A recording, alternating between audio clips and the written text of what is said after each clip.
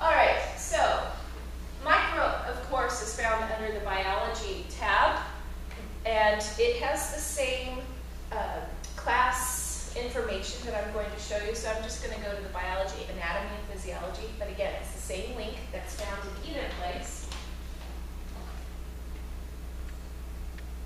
And you will notice for the course description of both anatomy and physiology, there is this link that says, before enrolling, please see this. And a lot of students are missing out if they do not pay attention to this. It talks, I know, it talks about the prerequisites that you need to get cleared before you can enroll in these classes. For example, Bio 20, or high school biology, or some college course, general biology course, is required to enroll in anatomy and in micro.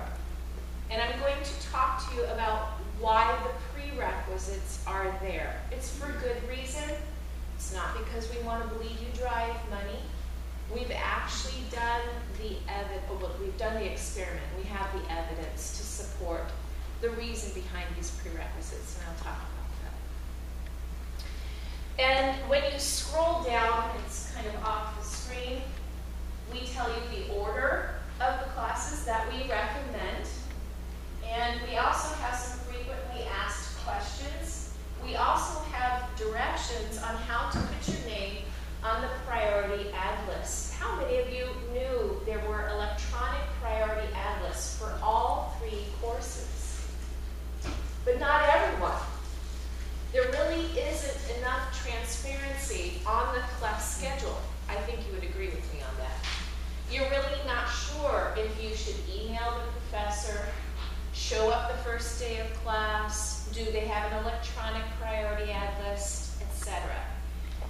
So there are, I'm telling you, electronic priority ad lists for anatomy, micro, and physiology. I am also telling you, I highly encourage you. Will you turn the lights up, John? Yeah. I don't need You that. don't like to be in the dark. I don't. I can't see their beautiful faces. I'm trying to figure out that. There we go. So there are electronic priority ad lists, and I also encourage you to email the professor, please. And I also encourage you to refrain from asking where you are on the list. There is a reason, and the reason is the following. We have students putting their names on these lists from many different surrounding areas, different schools that they might attend, Santa Ana College, IBC, etc. And even though they put their name on all these lists, they might not show up the first day of class. They found a home somewhere else, and then they don't take their name off. So all is not what it seems. You might be number 42, but 33 people ahead of you don't show up. So, if we tell you where you are, and we say you're 44, then you might say, well, I have a snowball's chance in the underworld, Hades. I won't show up. And I'm here to tell you that happens. We get these huge priority ad lists, and few people make the effort to show up. Please email the professor. Don't expect a reply that says, the sun is shining, the birds are singing, I am so happy you emailed me. It might just be, thank you very much, show up the first day of class. But you should still say, I'm interested, I'd like to be added, I'll see you the first day of class, just to let us know. It helps. Any questions so far? What have you heard? The order of classes we recommend, priority ad list. Here's another thing about the electronic priority ad list.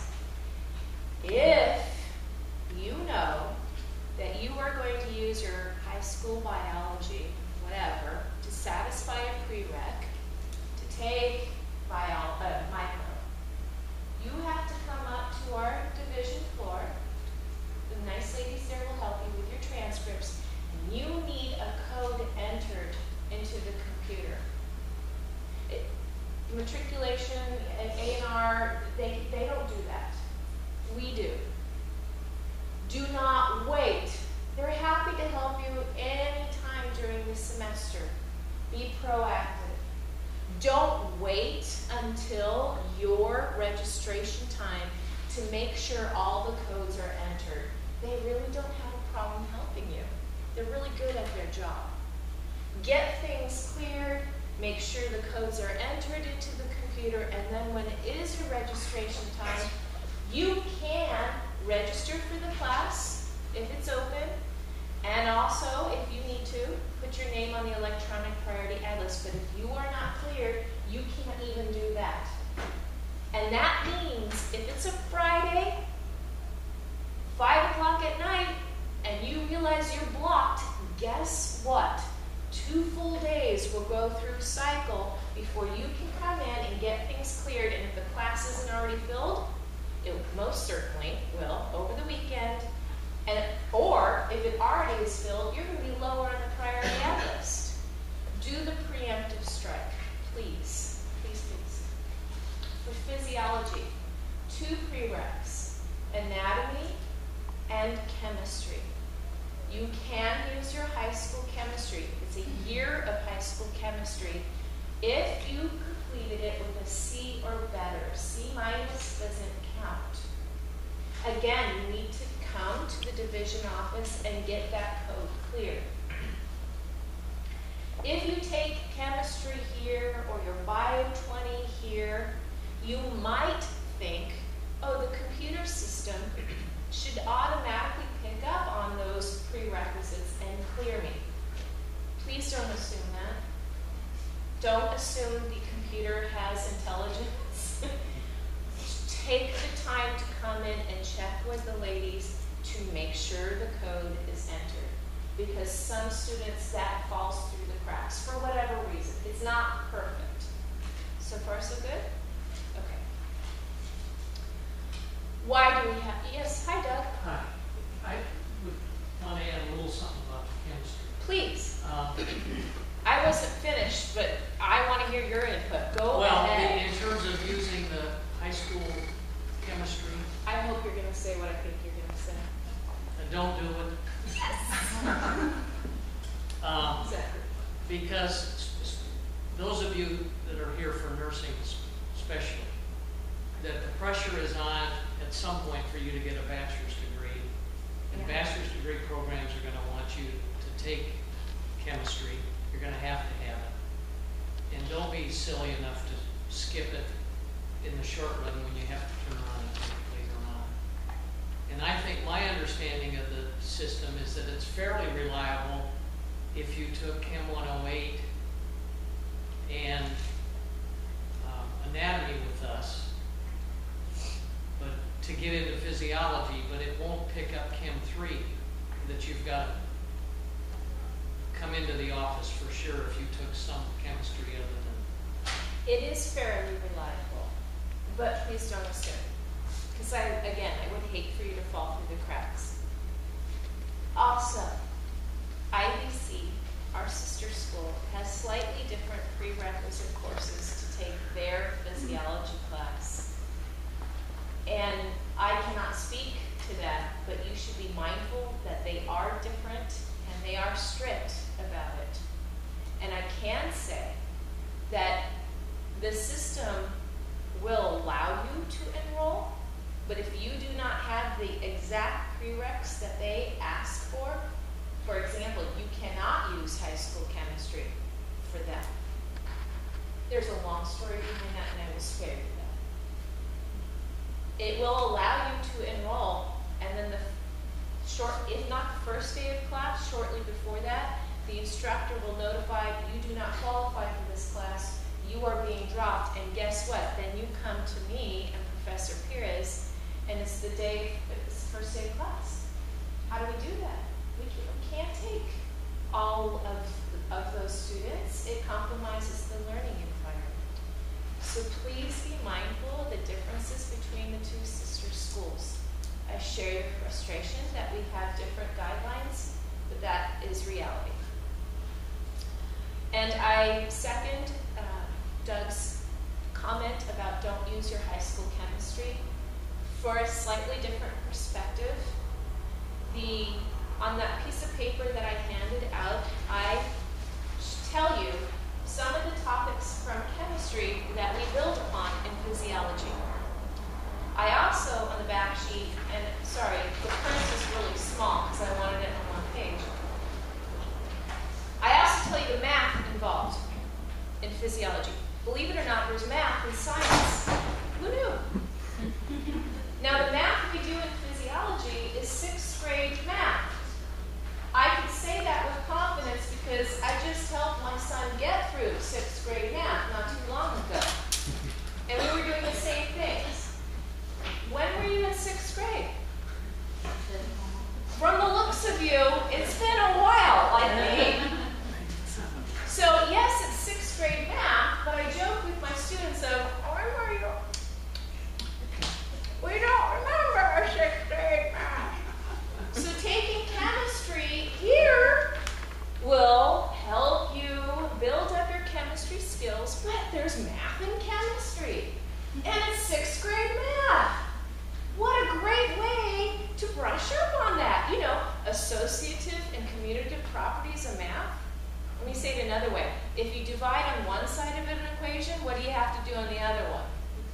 Okay, good. We do remember 6th grade. That's what I'm talking about.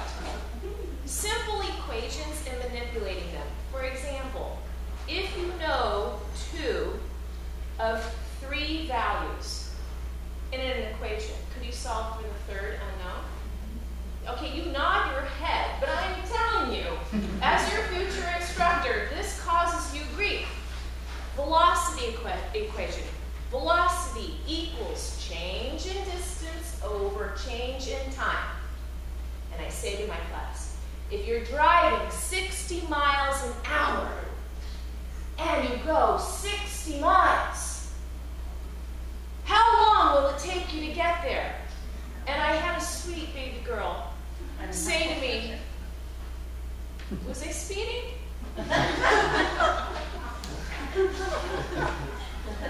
You laugh. I'm telling you a factual story. Okay, so it's a great way to brush up on some of those basic skills. And you know what? Professor Zoval has this attitude of math is scary for you. You make that my problem. You come to me in office hours and you make that fear my problem, right? You say Absolutely. that. I know you do. And how could you ask for more? The other thing is you get some review of the metric system. Guess what? We use the metric system in physiology clinically as well.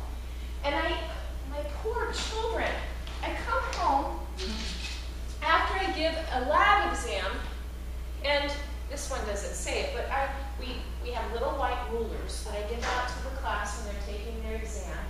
And I will always have 3 students that come up to me and say, which side is the metric side? I'm not kidding. And I bring that ruler home. And I walk up to my oldest child. Show mommy! Which side is the metric side? And my child, mommy, why do you always do this to me? It's the side that says metric. Remember the failure to read and observe that I opened that way? So, I mean, these are simple things, but you don't want to start off a semester with some of these simple things bogging you down. Please, do not use your high school chemistry as a prereq. It will serve you well to take Chem 108. And he is beautiful, and he is kind, and you get a nice, it's like an appetizer tray of chemistry.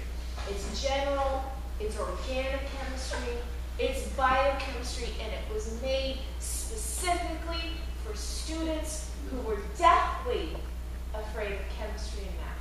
Yes, ma'am. Okay, I need to make a suggestion. They need to add some more chemistry 108 classes because every time I try to get into that class, they're all full. Okay. They're all full. And or the IBC class, which one is it?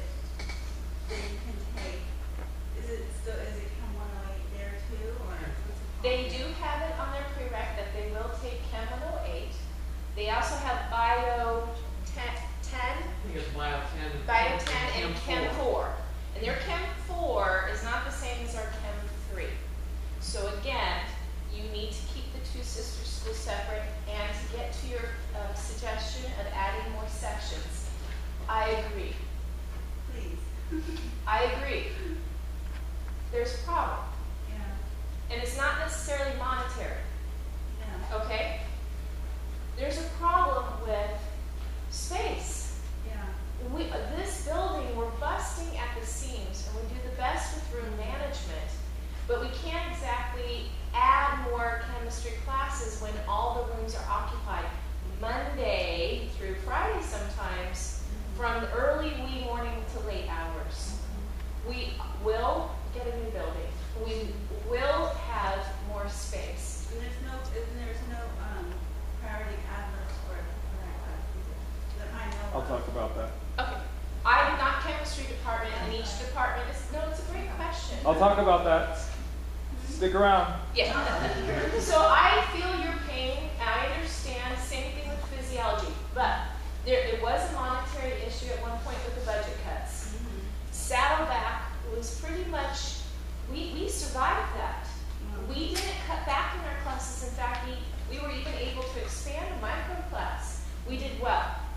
But all the schools around us, even the states, Cal State, UC, they cut back. And you know what happened to us? They all came here. And I had wait lists 70 people long, and I rolled them over from semester to semester. And I am here to tell you, this semester was a new phenomenon I had never seen. Professor Piers and I were able to add everyone who showed up the first day. Everyone. The parking's better. It was good. So I feel your frustration. I identify with it, and many professors that you will see today go above and beyond our teaching load. We only have to teach this much, and most of us willingly say, if we can find a room and the time, we are happy to add another section, and then we go to our dean and say, is there money, can we do that? So I do understand, and please believe me when I say we do our best. We are really here. This division, we really work hard to serve you. I can say that with great honesty and transparency. But I agree. All right, any more questions before I move on? All right. So please really think critically before you use your high school chemistry. It will serve you well if you take chemistry here, especially Chem 108. The other thing I would like to address are paired courses. Usually we have a member here from the reading department to give you a crash tutorial on how, dare I say, to open your textbook. It might make this sound and how to actually go through your book and read it, because science textbooks are not like reading the Sunday paper, right? They can be tiring, they can be cumbersome, and if you are not a strong reader, you really tend to put it off, and you should not. You can't afford that. So unfortunately, they were not able to be here. I am going to be their personal plug. Myself and Professor Michelle Duffy, who teaches these paired reading courses, started this program as a pilot. We needed to see if it would work and make a difference before we made it institutionalized, as we say, and like a real course offered. We ran this pilot test, and students that enrolled in her reading course did a whole grade better than those who did not. So what is this reading course? We have a reading course if you are in anatomy, and we have a separate reading course if you are in physiology. Do you have a pen and paper?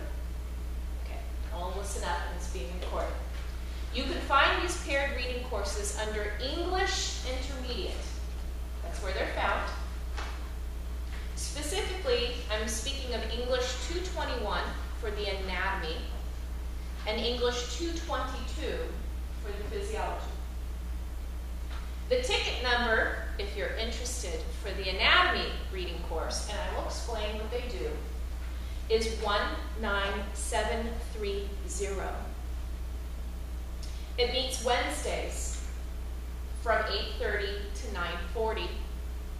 And it has a late start, meaning it doesn't start till September 4th. That means you can still enroll. I believe it's still open, last I checked. 8:30 a.m. Yeah. Okay, 8:30 a.m. I have another class. Oh, okay, well then you won't be, if you are in that anatomy class, that means at that time you can't enroll. I got that. Or you've got a knee micro class that, yeah. Yes. Well, I'm gonna drop my kids off at Riley at 8, but I mean, would it make a difference if we're like a few minutes late? I would contact Michelle, and Okay.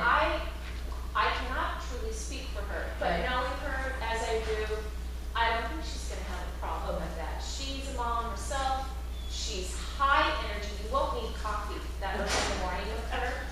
You really won't, trust me on this. And just to give you the physiology ticket number is 19745. That also meets Wednesdays from 12 to 1:10. And it also starts September 4th.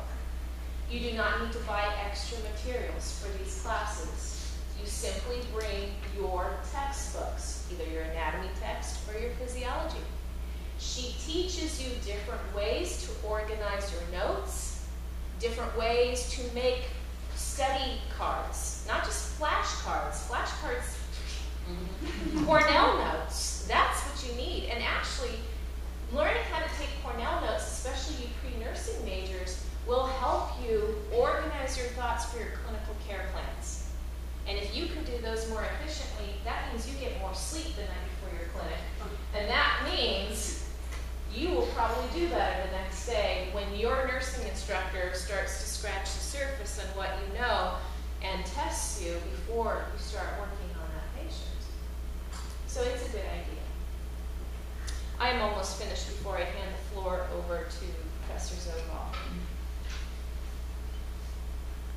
Many students email us in advance saying, I'd like to get a head start. Can you send me your syllabus? And most professors are like, yeah, I did it the night before. I don't have it yet. Look, if you want to get an idea from a past syllabus, they are all at your fingertips. They're under the biology department webpage for all of the classes. If you move on to another college and they want to see, can we give you credit for this? We need the syllabus. It's all right there. You don't even need to wait for the professor to reply because they might be on vacation. So they are all there. I encourage you to look at the biology department website. Course description. One more thing and I'm done. The LRC, free tutoring, and supplemental instruction. Make good use of them. For physiology and micro, we have supplemental instruction. It is free to you. And the tutors, it's a good thing, they get paid a nominal fee through a grant. All you have to do for this supplemental instruction is register for it. It's Tutoring 300. And there's a code that they give you. It goes on your transcript, but there are no fees incurred by you. Free. And these are knowledgeable others. If it's supplemental instruction, they are required to be in the classroom with the professor so they are current and up to date. They heard what the professor said that day and they can help you with your content. So please, please look into the LRC and supplemental instruction. There is no shame in getting help. Sometimes students come up to me and say, I'm very sorry, I'm not doing very well in the class. Well, you're right. You're not doing very well in the class. And you're apologetic, and I said, come, let's go to tutoring. Come to office hours. Office hours are your hours, not my time. It's your time. And most of the instructors in this division share that philosophy. It's your time. We're free. We're the best resource for you. Next to that is supplemental instruction. There is no shame in getting help. Please do that. All right, I'm going to hand the floor over to Professor Zobal, who has a better sense of fashion than I do. No, I don't think He so. has a shoe collection that rivals mine. So true. And look at him. Why would you not want to show up for class every day just to see what he's gonna wear next? I know I would. I'm like, bring on the shoes. Let's see. So he's that's what I'm talking about. Tell him how you shop. I find this funny. I cheat. I get what the mannequins are wearing. See? Someone who knows what they're doing picks that out. And he takes a picture of it so he remembers how to dress Yeah. the next day.